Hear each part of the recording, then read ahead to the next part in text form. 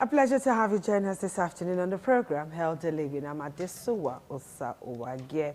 I did say that from today we'll be doing quite a lot with doctors from the University of Benin Teaching Hospital as they celebrate 50 years.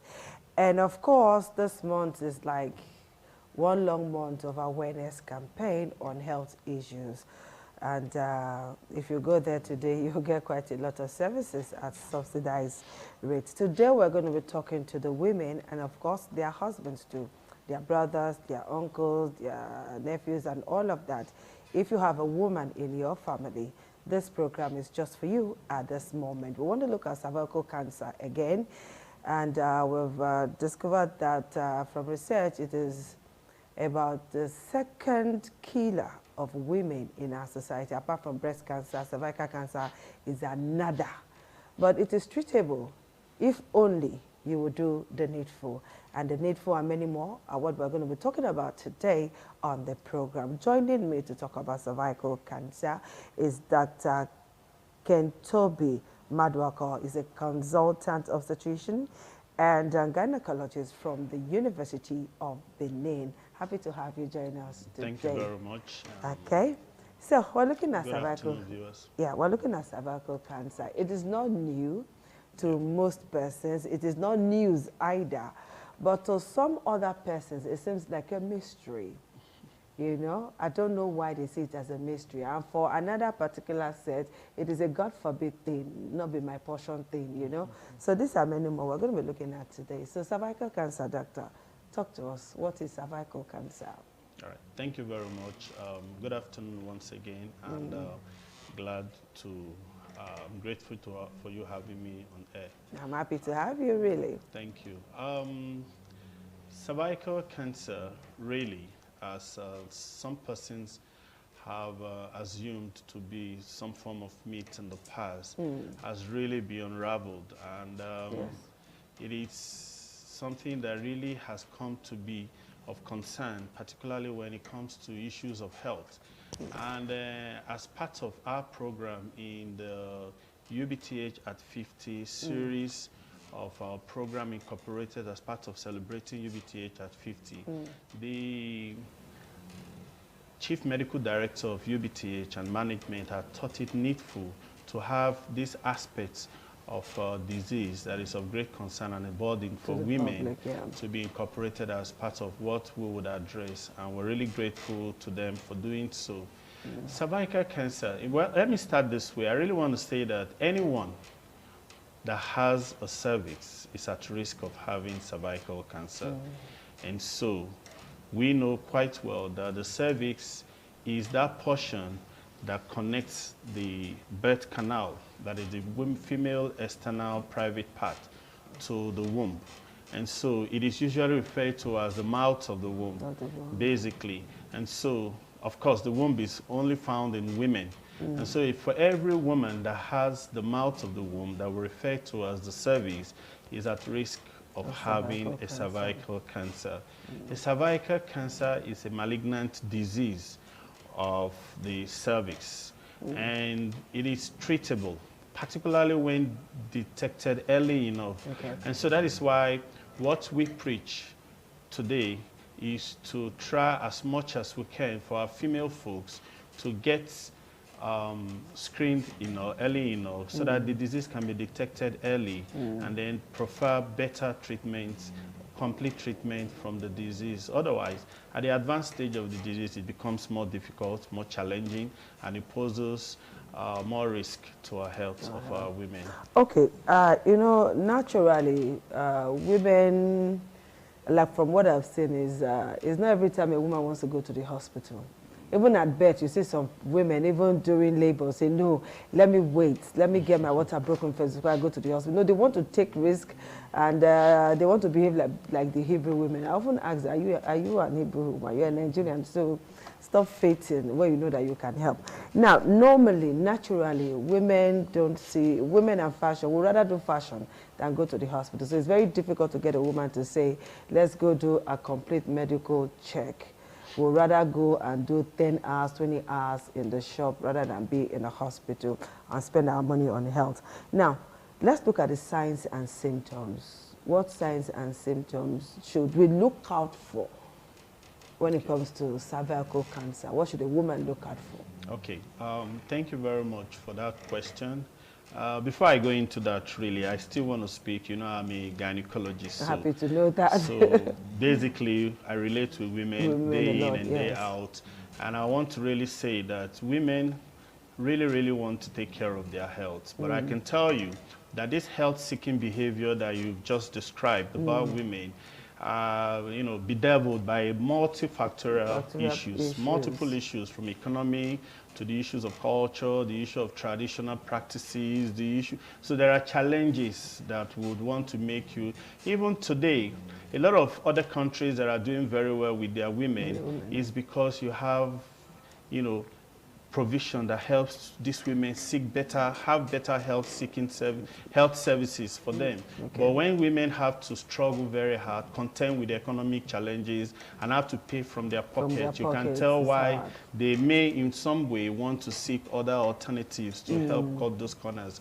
Then let's come back to the question that you asked concerning the symptoms that you want to look out for that may be pointer or make you have a high index of suspicion that I may be having cervical cancer. Yes. It is, you know, cervical cancer is something that we want to say that any woman who is sexually active, who is in a relationship, a woman or a young lady who has a partner should start thinking of screening or checking to see whether she is beginning, because she is at the risk of having cervical cancer. So from the reproductive age of any lady between the ages of 15 to 45, thereabouts, the lady should be at, you know, will to want to start screening for cervical cancer. Because, but if you want to look out for symptoms, then at that stage, we're already describing that the disease is already there. And it's a progressive disease that takes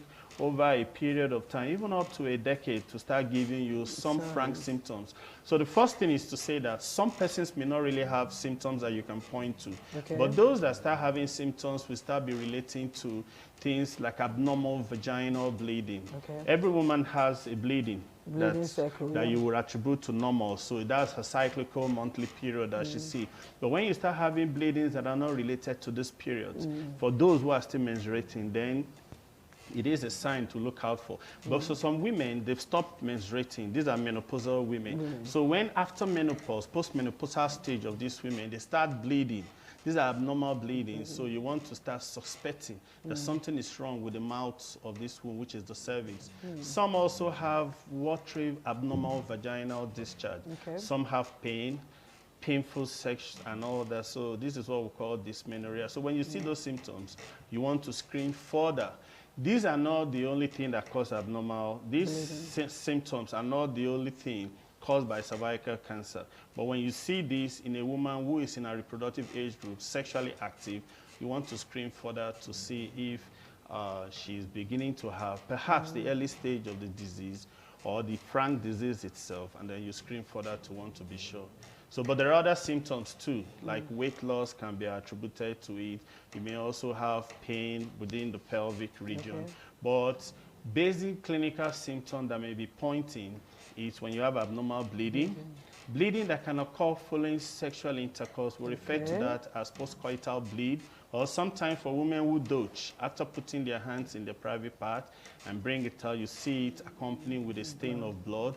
You want to go in and look at that cervix to be sure that you don't have the early onset of the disease. Because if you allow it go or pass by, then progressively it will become a more difficult stage of the disease to treat. Okay, while you were talking, you did say that any woman who is sexually active, what has sex got to do with it? Yes, the major provocative organism we refer to as the human papillomavirus is a virus that is basically majorly transmitted through sex. There are other forms, but 90% of this organism is contracted through sexual acts. That does not remove the fact that if you have a woman, or even a lady that is a virgin, do we screen them? Yes, she might still need some screening. I know that sounds controversial, but we might eventually need to explain. But going further, women who are sexually transmitted are at risk of having the HPV virus.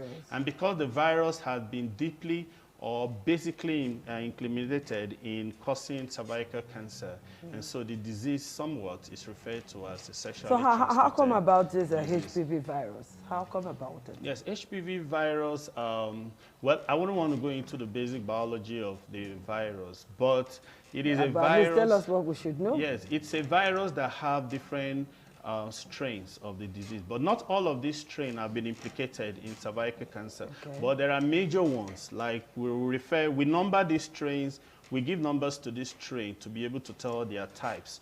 But 16, 18, 31, 35, 51, 52 are the high-risk strains that can eventually, if you contract them, especially 16, 18, then you are at risk of getting the disease. So some persons have said, well, those that have cervical cancer are promiscuous persons. Like I've said, even for some, it doesn't really mean that because you are sexually active, you must be promiscuous to have the disease. No.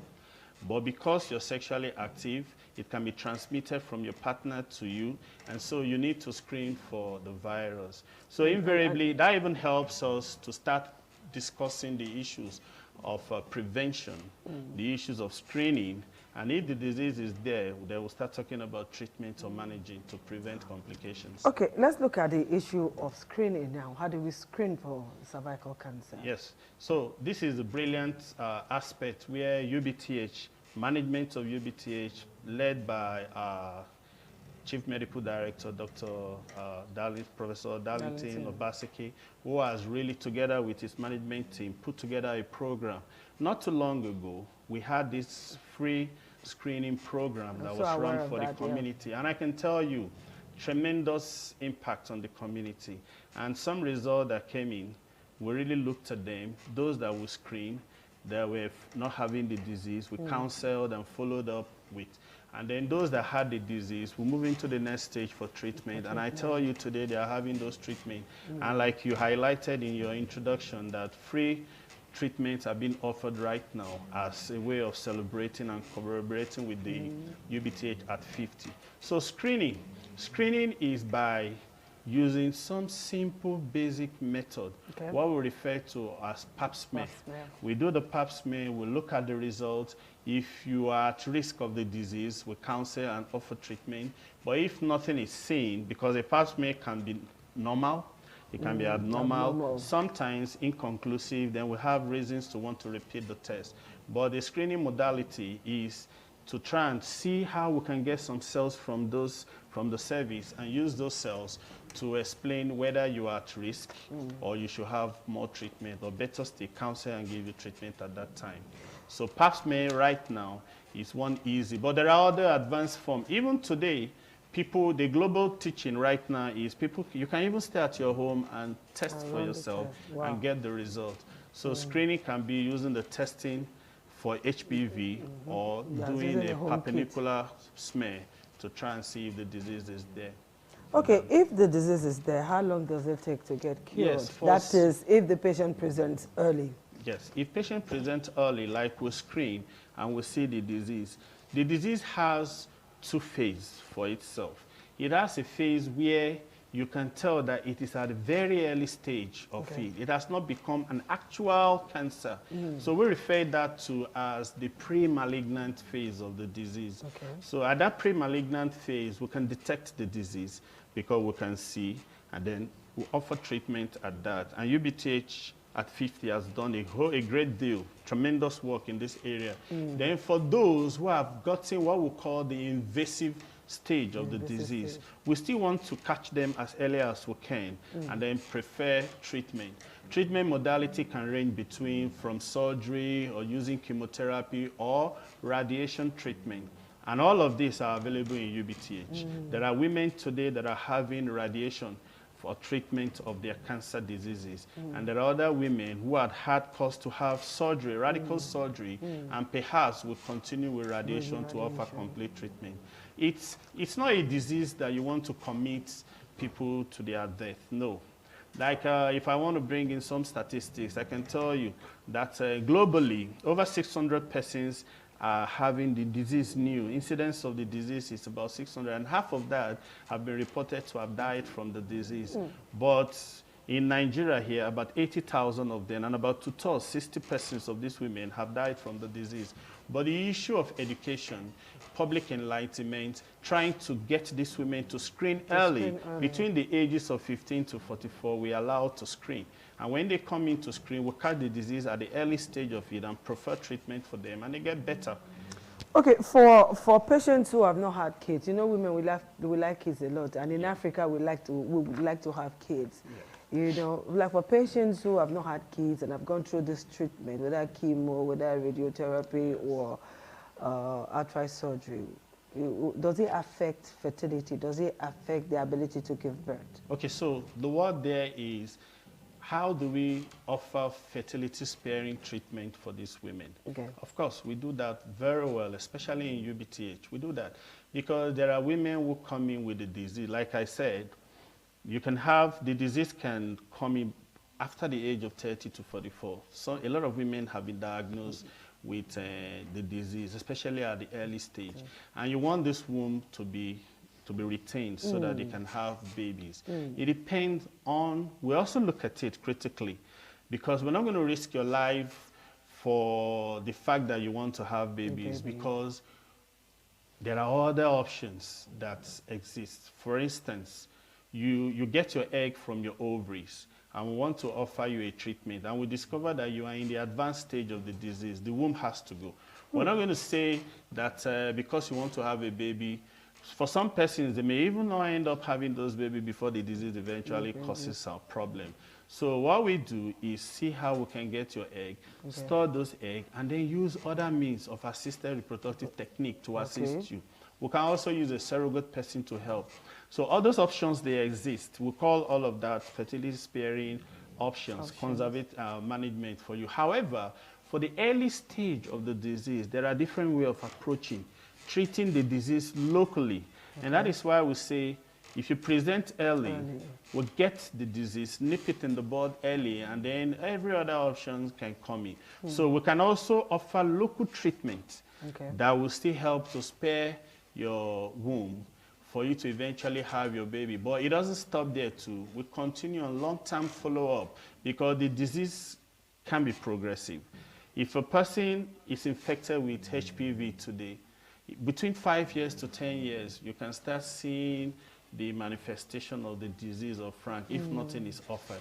But if treatment is offered early, then you can eventually get complete treatment for the person. So yes, we can counsel and then tell you the other options of you being able to have your baby, maybe getting your egg and storing them, offering you assisted reproductive technique for reproduction, and then seeing how we can bring in other surrogate women. The egg is yours. The sperm is that of your husband. So we can counsel you on what to do with that, while we offer you treatment if we must offer radiation as part of the treatment. But if it is an early disease, like particularly for the pre-invasive stage of the disease, then we can treat locally. Treating locally means going to where the disease is at that service and then dealing with the disease directly, so that we, let me use the local parlance, kill the disease there. And then allow you to have your babies, but ensure that you're on steady follow-up.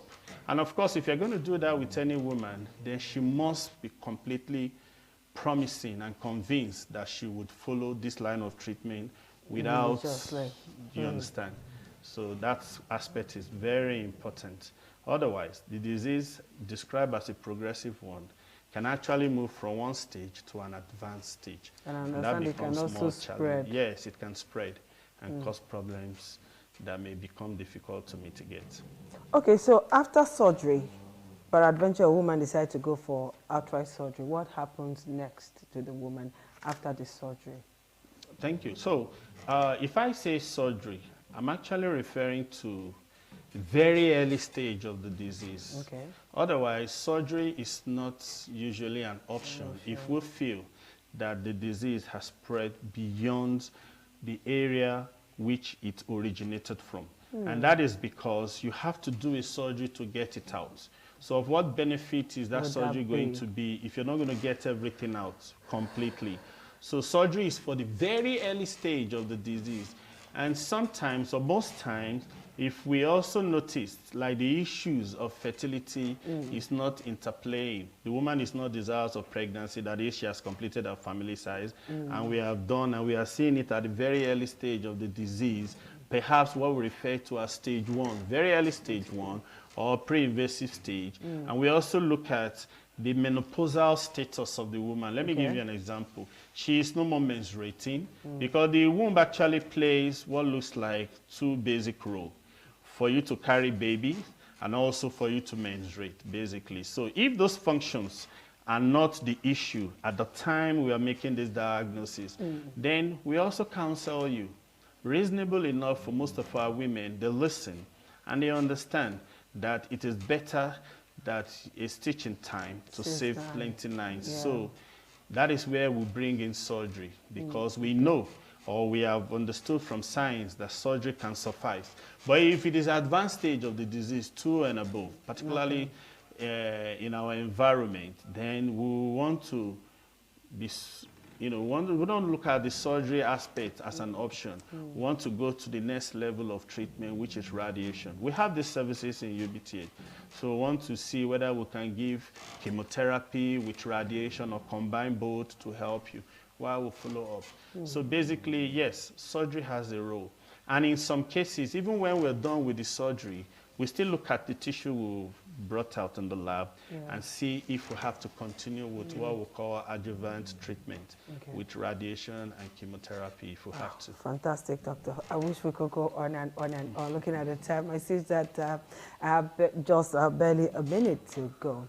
All right, within just a minute that I have, what's your advice to women generally before we conclude? Thank you very much. So to women out there, you are in the reproductive age. We've not been able to touch the aspect of prevention actually, which is the role of vaccination. But we can do that within a minute, yes? Yes, so vaccine is another important aspect. The HPV vaccine is available, even in UBTH. But I understand that it has to do with age as well. Yes. Vaccine can be given from ladies from the age of 11. 11. Before sexual acts. 11 chosen. You can imagine a situation where we agree as a policy in this country that one of the requirements into secondary school is for you to present as a girl child your vaccine card into secondary school. Just imagine that as a policy. It will be fantastic. Then I can tell you that this disease will eventually start becoming a tale in the past. So government policy is fundamental in the things we do. However, the vaccines are available and they are affordable. They are available, they are affordable, they are accessible. UBTH has those vaccines. What about a woman who is already sexually active? Yes, if you're sexually active, then we need to also do the testing, which is the HPV testing, which also can be done in the lab. The importance of coming to talk to our women out there today is to tell you that UBTH has gone to the next level of addressing this disease completely. And that is why, as a component of the UBTH at 50, the CMD and the management have thought it needful to bring this to the fore of our women so that this disease, which is a big burden, second most common cancer disease in Nigeria, second only to breast, and is a major gynecological cancer killer in our country. I think we should start addressing cervical cancer as a reality that can be preventable, treatable, and also we can manage it, and our women will be free from this disease. All right, Dr. Kentobi Maduako, thank you very much for finding time to be with us today. And I want to believe that women out there watch this program, their husband, everybody that is connected to a woman would have something positive to say to a woman today. All right, we'll see you again next week. Bye-bye. Thank you, doctor. All right.